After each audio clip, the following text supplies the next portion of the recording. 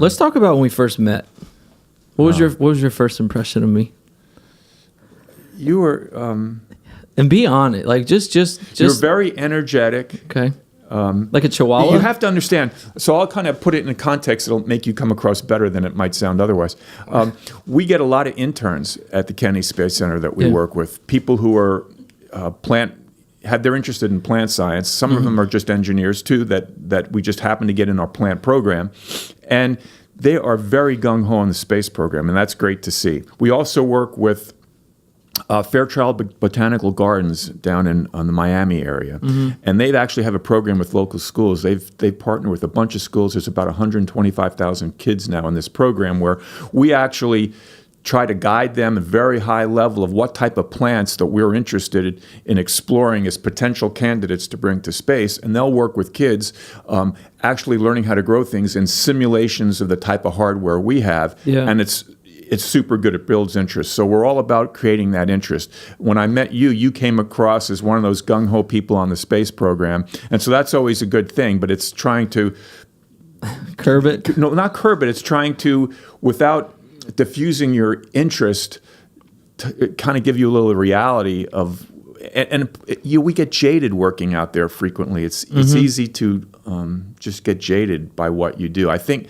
now it's a lot better than it had been. When we were working just in the shuttle days and I was flying a flight, every year I would work a mission that would go on a flight. And the topics would be good, but you were kind of being repetitive in the work. Now we're branching out into new things. So now it's a lot different.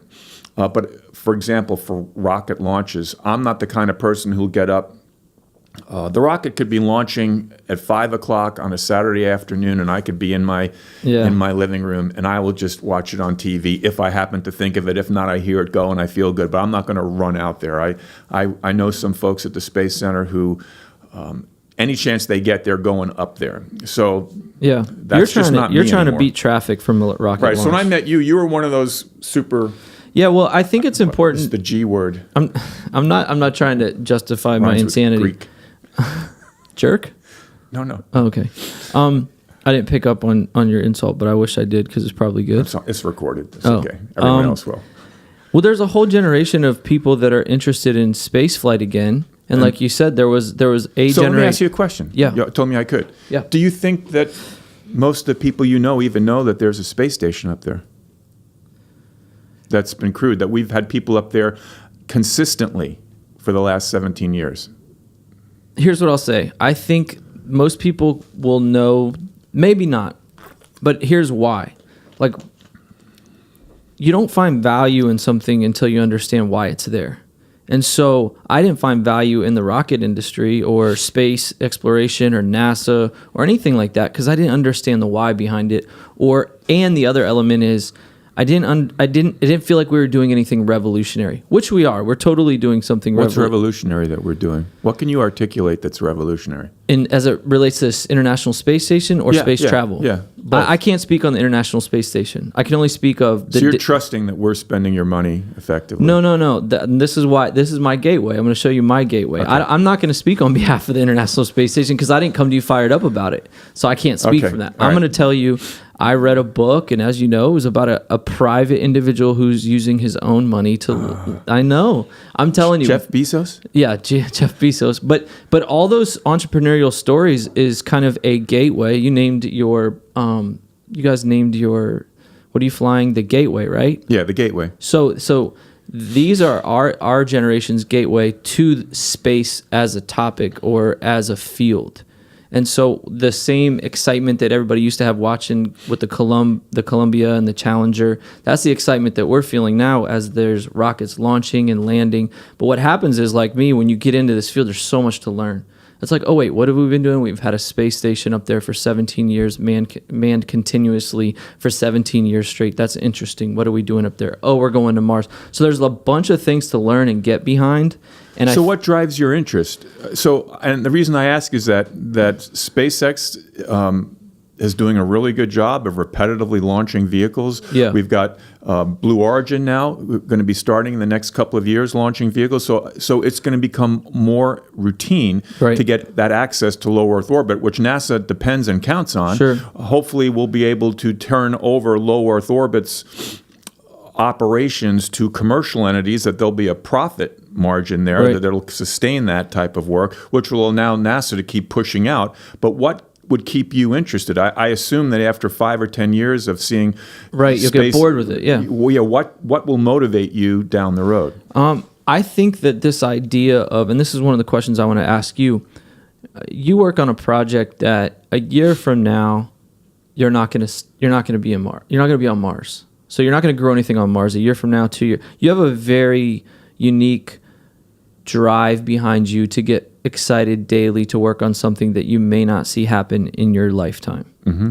And so what will excite me 5 years from now, 10 years from now, is to know that we're closer to that. We're working towards that. It's more of a long-term, we're going to land on Mars and do something incredible on Mars. But I don't even know why I'm excited by that. Because you're an explorer. Because I'm an explorer. I'm an entrepreneur. I love when someone says it can't be done, and I love seeing people that do it. I love see people use engineering and science and technology and business to solve problems. I'm probably like a lot of other people. I love seeing an antiquated, archaic, old system, and I'm not going to say just NASA, but space got to the space exploration as an entity, it started to just die out and fizzle out, and there wasn't anything happen. We stopped launching rockets. It seemed like we stopped. Like we started something, and then we stopped. Now, I know that that's not the truth. But that's the paradigm. But that's the perception. Right. That's the perception. And so, but it's cool to have someone like you on the show to show that you guys never stopped working. Right. You never stopped exploring. You never stopped supplying the ISS. It's just it took these other things to get a whole generation that wasn't interested in it, their eyes back on it. And I think what happened is you saw a generation of people who were interested in it. And lost interest? Well, maybe not even lost it. They always had that interest, but now they had time to go off, make money, grow up, and be able to actually do something about that interest. Yeah. And, I think there's this neat thing that you mentioned, that it's like this weaving of exploration and entrepreneurship together, because there's similar personality traits, I would imagine, associated with both of those ideas. Yeah. And I think that's what you're seeing play out now. And it's better for our country. And if you think about it, if you look at the model that it was and the model that it is, the model that it was purely dependent upon taxpayers' dollars. And so as a whole, I think that's where some people in the country got a little like, what are we spending all of our tax dollars on to go to space? I like the new model where it's a combination of federal money and private money. It seems more palatable for people to get behind. And it's interesting, too, because NASA will sit there and we will tell you that NASA is one of the very, very few arms of the federal government that gives you a return on the investment. Right. And that's, we don't spend much money of the federal budget on NASA. It's all in the discretionary budget. It's not like the military that gets this big chunk of money. I like the number on the Gateway cost, $4 to $6 million. In one article I read. Way more. $1 million? It got more. No, I'm building a rack to go to the International Space Station that I don't think I can deliver for that money. Really? Yeah. Gosh, the internet's messed up, bro. Maybe there's a B that should be there. There should be billion. What keeps you excited about doing what you do, other than what's right in front of you? What long-term goals motivate I would you? It's interesting because you were talking about probably never get there in my lifetime. When I was in college, I remember I went to Florida Institute of Technology. I remember being in a session that was a Mars discussion, and there was this physicist, scientist who was big on Mars back then, and this is back in the late 70s, where there was no real practical means of getting there. But we were listening to the talk, and I remember going up and talking to him afterwards, and I just asked him the question, would I see man land on Mars in my lifetime? And he assured me that I would, right? Yeah. And now as time's rolling out, I'm going, boy, I hope we do really good, and I hope I live a healthy lifestyle, because I don't know how long that'll be. Well, but just enabling that to me is a big deal. I lived through the first Apollo landings, and I saw how much excitement there was. And again, that's one of those things that it checks a box inside your psyche that doesn't get unchecked, and you want to go ahead and do something like that. I think Mars is our generation's version of the Apollo mission. I would hope so, but different in the sense that the Apollo mission was like climbing Mount Everest, where you go and you put you put something up there and then you come back down and you've done it. Yeah. For Mars, it's got to be to go there and stay there. Yeah. I don't think we're going to go there just to go there and plant a flag. And do you think it's important that we go there and create another civilization? I think it's that exploration nature. I couldn't necessarily give you a list of reasons today why it's important that after we got there and we're there for 20 years, there would probably be a whole lot of things on that list of why it had been important that we can't even think of today. Yeah. And to me, that's what it's all about. It's what I do is really fascinating in the sense that it's enabling technologies. We're at the point where the work we do is going to have an impact. It's not been figured out yet. For most of my career, I was doing things that I know I could do and would be successful if I just followed these steps. Now we're actually coming up with the steps. Right now, some of the steps work, some of them don't. And we constantly have to go back and refine that list until we get something that works. If you had to bet your Porsche, because I know you love Porsches, and you had to bet your Porsche on whether or not... Porsche. I'm not going to answer that question. Sorry, Porsche, not dirt, regolith. Correct. On the fact, will we get to Mars in your lifetime or not? Oof. Why don't you throw a year out there? A year? Okay. So it's 2018 right now, and so this is the cycle that it's the closest to the Earth, you're saying, and it's every, 2.5 years it goes through that cycle, roughly? No, I'm not. I don't know what the relative orbital parameters would need to be to facilitate a mission. There's different timelines, too, that would show that depending on how you do it, you could have vehicles constantly cycling back and forth. Yeah. So don't take it that way. Just throw out a year. All right, 2028. Okay, that's your guess. I personally don't think it'll be that soon. One of the things I'm constantly amazed at, and I don't think people realize, I think there's a unconscious effort of looking at the moon and what it took to get to the moon and kind of saying the same kind of problems apply to Mars, it's just further. Yeah. But it's a whole different set of challenges. And even though technology and advances in computers and advances in all kinds of information technology, AI, have come into play now that we're not there for the moon, the range of problems is so complex. In virtually every discipline, engineers are working, trying to figure out how to get from where we are today to get to the capabilities to go to Mars. There's nothing easy about it. So you use my terrible example of Orlando and Seattle to help me understand some of the other... All right, you're saying Orlando and Seattle, and I'm saying it's Orlando to building a 50-foot tower on the top of Mount Everest. Yeah, that's how difficult it is. It's extremely difficult. And I think people see us land robotic rovers on Mars and say that's easy, but we're looking at the scale of weights. We're looking, now it's sending people. What do we need to do to sustain the people, resupply the people, or actually be able to live off the land there? You've got the challenge that we really don't know what the impacts of the trip and the mission and staying there are going to do on human health. Yeah. So we'll send like a monkey or something? What are we going to do the first time? We're going to test it on monkeys? No, we're not testing it on monkeys. Well, you say that like it's humane, but we'll test it on humans. Humans want to go. I know humans want to go. Monkeys don't want to go. You don't know what a monkey wants. So like our first test to Mars will not be an animal, it'll be a human? Oh, people are going to go. When it's time to go, people are going. Yeah. Yeah. All right. But it's if you were to ask me, not as an employee of NASA, just from the things that I've seen or heard, I think we're in the 2040s if we're 2040s. If we're, as long as society, politics, international relations are somewhat stable over this period of time. If that's the other thing. The situation on the world stage can come into play anytime and can derail you for a decade. Yeah. Easy. But the one good thing I will tell you is that when as working for NASA, I know that we tend to, international collaboration is very important for us.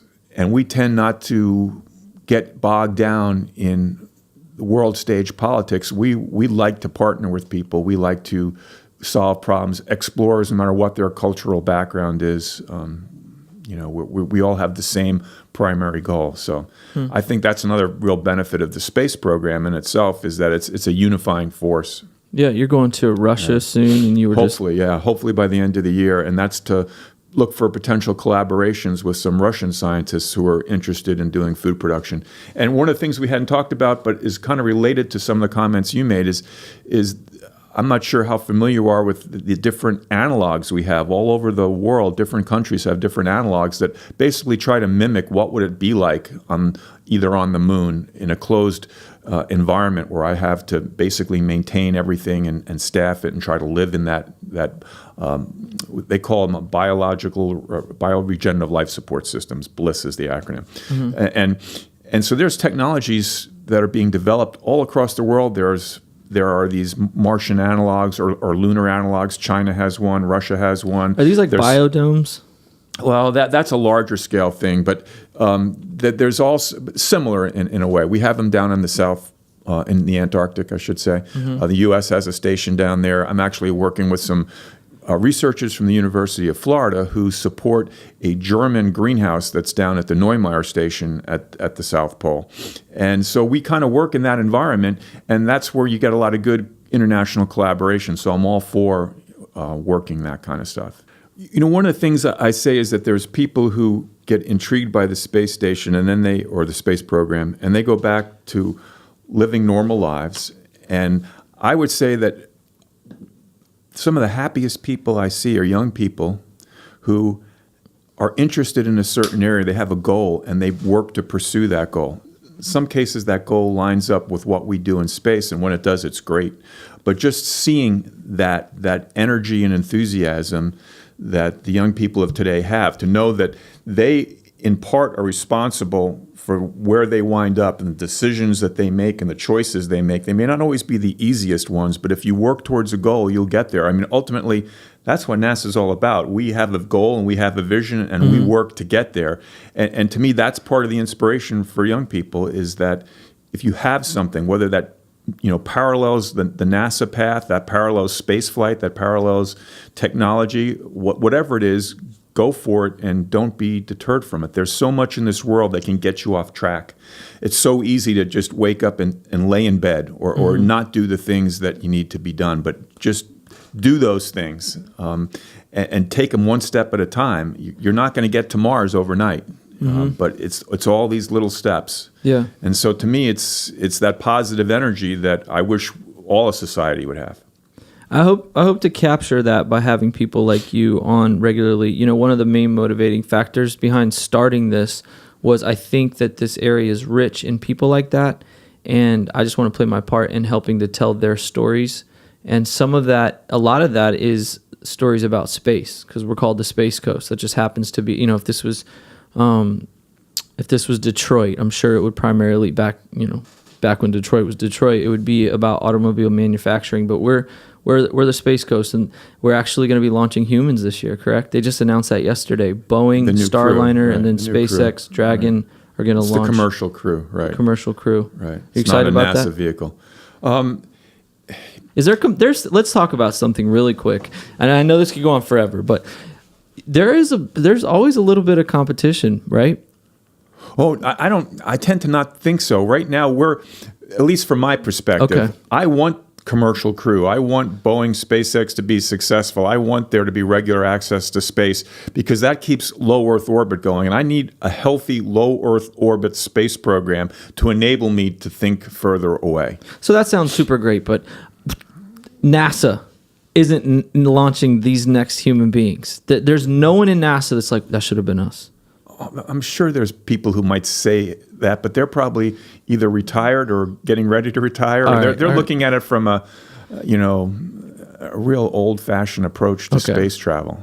I have no issue with that whatsoever. I'm glad. The more access we have, readily we have, the better. Now that's a launch you'll watch, correct? A what? That's a launch you'll watch. Which? This year next year when we launch a human being. I don't know, maybe. You're not going to sit on your couch if we're putting a human up in 6 months. Honestly, the Russians put our astronauts up all the time. I don't get up to watch, but not from Baikonur. From our soil.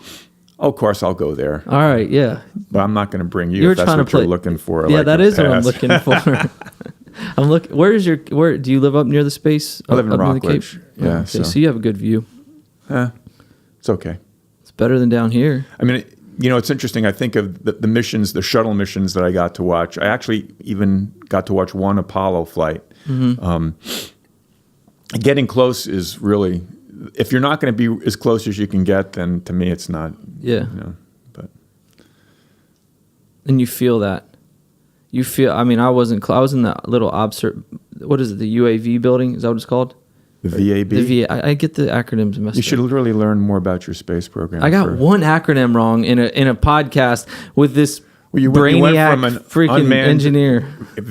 aerial vehicle, to a big building. All right, you called it a vlog. It's a vlog. I didn't call you out on that, did I? Caitlin, can I get an Somebody amen? said vlog. Nobody vlog. here- I didn't nobody even know here what. said I didn't know vlog. you were doing that kind of thing here. But yeah, the way it feels up close. Describe that. Because I'd go back to shuttle. You would hear and feel this buffeting when we'd be in the launch control center. You could, the big panes of glass, or what it may not have been glass, the windows there would vibrate and buffet, and you'd feel it. And it always makes me wonder how people would think we don't actually launch those things. We must be really good at special effects then. we could spin off. I'd really love to talk about the flat earthers, but I don't think I'm looking at that TV there. I don't know how to explain that. That's simulated, obviously. Oh, We have a Hollywood. live feed, which Ralph pointed out is not an actually live stream of from the International Space Station looking on Earth. But at one point it was a live feed. Correct. So there's people out there that think that that's made up and that Earth is flat. What do you think about those people? I think they're just wrong. So the Earth is not flat, correct, Ralph? I don't believe so. Not from my understanding. You're being nice. I cannot believe there's a whole society of people that think the Earth's flat. Yeah, and that guy who just launched the rocket. He launched a rocket. But he lived. That was He to me lived. I thought for sure he was a goner. Yeah. That is, yeah. I saw that and I was thinking he's not a young buck either, Yeah. He bounced. There's one other thing I want to convey based on one of the last things you said, and that is that while I really would want people to pursue their goals, you need to make the best of where you are too. It was never my intention to even work in the space program. When I graduated college, I really wasn't sure exactly what I wanted to do. I knew I didn't want to live in Florida, which Really? yeah, You accomplished that goal. Yeah, I accomplished that goal really well.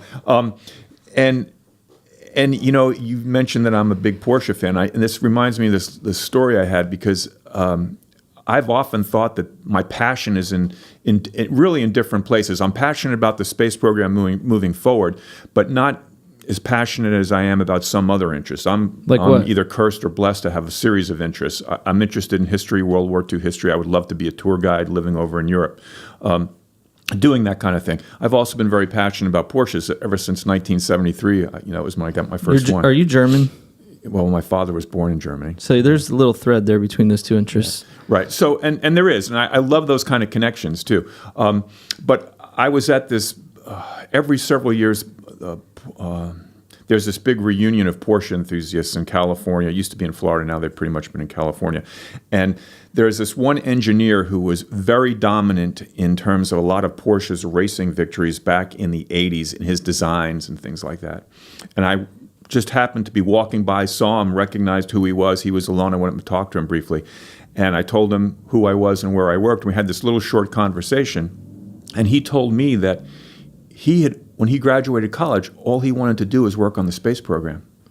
And I said, well, that's interesting because really what I would have liked to have done was work for Porsche, and it's like both of us, he far more so than I, was successful and content in our job, but it was not necessarily the path we had chosen. So I'm a firm believer that you're put on a path, and it may not be the one that you might want to select for yourself, but it's one that if you're on it, just, grab it and make the most out of it. And trust that the good guy upstairs is going to get you to where you need to be. So, I could think of no better way to end this episode than on such a high note as that. Thank you for coming out today. You're welcome. My And pleasure. I love you, and I'm sad that we didn't argue like we normally do. We could spend 5 minutes of arguing if you want. Yeah, afterwards we can do that. That's more for fun.